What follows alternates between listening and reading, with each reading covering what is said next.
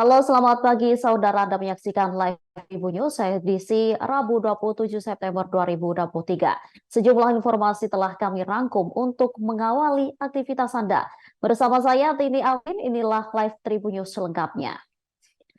Kepolisian saat ini tengah menyelidiki penyebab tewasnya seorang remaja laki-laki berinisial CHR 16 tahun yang terbakar di Lanut Halim Perdana Kusuma, Jakarta Timur pada Minggu 24 September 2023. Selesai dilakukan otopsi, ditemukan sejumlah tanda-tanda penganiayaan. Hal ini diungkapkan oleh Kepala Rumah Sakit Bayangkara, Brigjen Pol Haryanto. Tanda-tanda penganiayaan yang ditemukan berupa luka bacok. Sementara lokasinya hanya di dada CHR.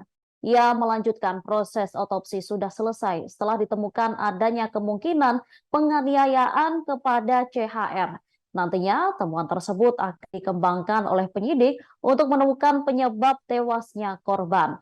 Brigjen Pol Haryanto menduga korban dianiaya kemudian dibakar.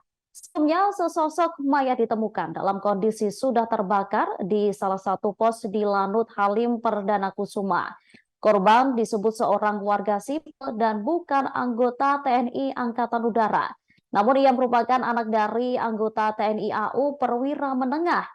Identitas mayat tersebut telah diketahui seusai pihaknya melakukan olah TKP bersama Polsek Makassar dan Polres Metro Jakarta Timur.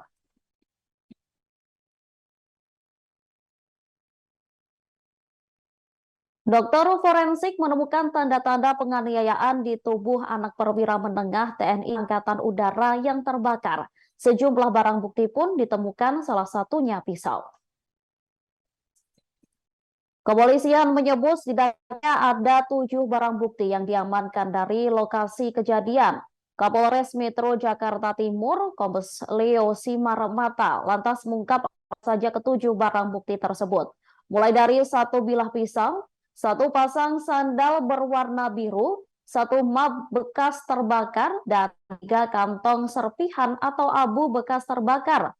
Leo melanjutkan barang bukti lainnya yang diamankan adalah satu baju bekas terbakar, satu jam bekas terbakar, dan sebuah botol berwarna merah.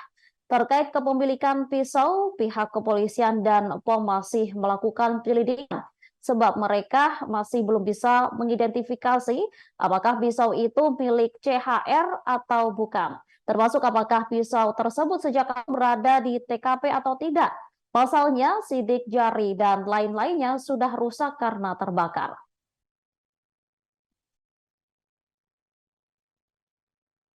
Beralih ke informasi selanjutnya, pengamat politik Rocky Gerung menyambut positif Kaisang Pangarep menjadi Ketua Umum Partai Solidaritas Indonesia.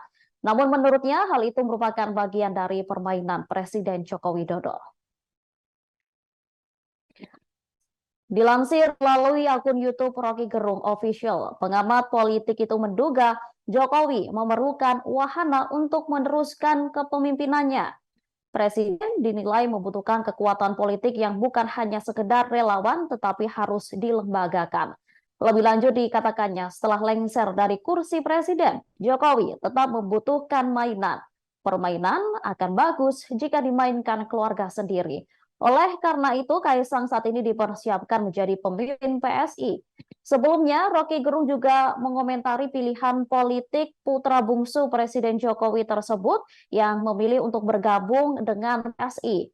Rocky menilai PDIP kecewa dengan keputusan putra bungsu Presiden Jokowi tersebut.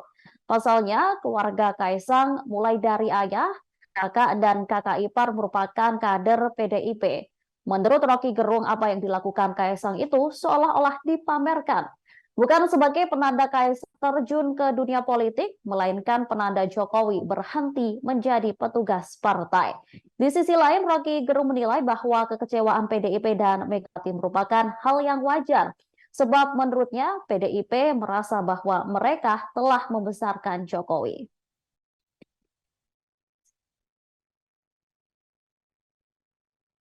Ditunjuknya Kaisang Pangarep sebagai Ketua Umum PSI dinilai Rocky Gerung seperti pergantian manajer di perusahaan Ia menilai langkah tersebut sebagai kejahatan lantaran penunjukannya tak melewati proses-proses seleksi.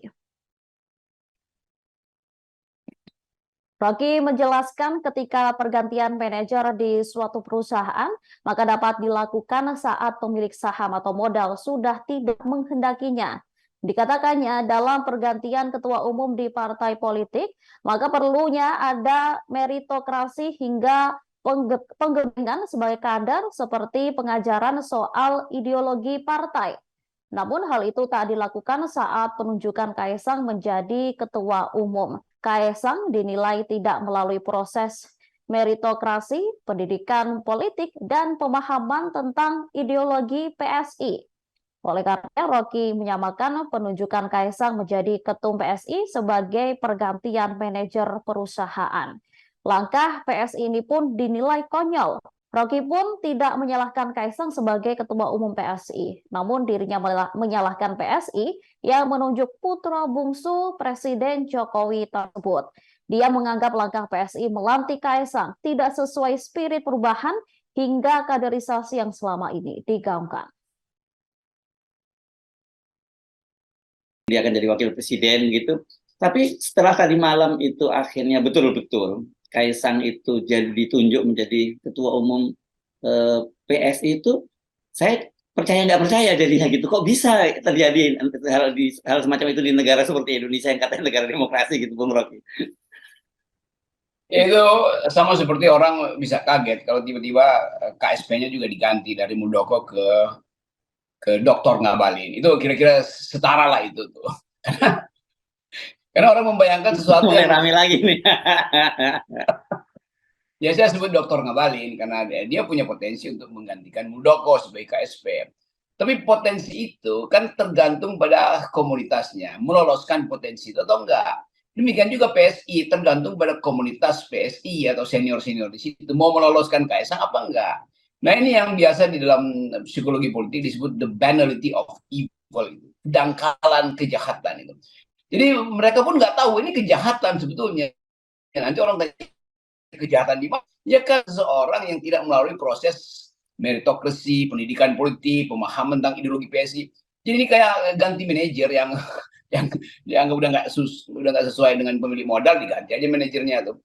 Lain kalau itu ada di dunia bisnis, bahkan dunia bisnis ada semacam kriteria. Ini dunia politik, di mana kebijakan publik itu akan dihasilkan oleh partai politik. PSI itu partai politik, walaupun konyol tapi dia partai politik. Tapi saya kira setara, kekonyolan PSI setara dengan peristiwa kopi darat apa-apalah itu. Dan ini yang sebetulnya antara mentertawakan dan menggeleng-geleng kepala, kok bisa ada kejadian di Indonesia kelucuan semacam itu. Demikian informasi kali ini, saya Tini Afsin mewakili kerabat kerja yang bertugas pamit undur diri. Terima kasih dan sampai jumpa. Terima kasih sudah nonton. Jangan lupa like, subscribe, dan share ya.